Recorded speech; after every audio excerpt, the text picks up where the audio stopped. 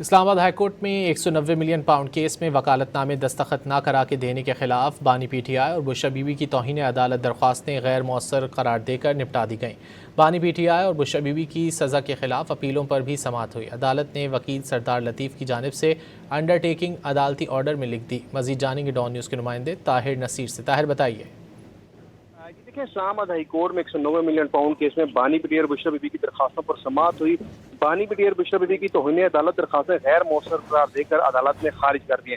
वकालतनामे दस्तखत न करा के देने के खिलाफ तौहीन अदालत दरखास्त पर समाअत हुई। हाईकोर्ट में बानी पीटीआई और बुशरा बीबी की सजा के खिलाफ अपीलों पर भी समाअत हुई। अदालत ने वकील सरदार लतीफ खोसा की जानिब से अंडरटेकिंग अदालती ऑर्डर में लिख दी है।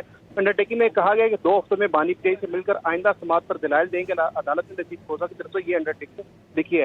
दौरान समाअत चीफ जस्टिस ने यह भी रिमार्क किया कि बानी और बुशरा बीबी के वकील ने अदालती हुक्म के बावजूद दलाइल का आगाज नहीं किया। अदालत के पास कोई ऑप्शन नहीं बचा कि नैब को दलाइल का आगाज करने का कहा जाए, जिस पर बैरिस्टर गौर ने अदालत को आगाह किया कि हमें 2 हफ्ते का वक्त दे दें, हम इस हवाले से अदालती मावनत करेंगे।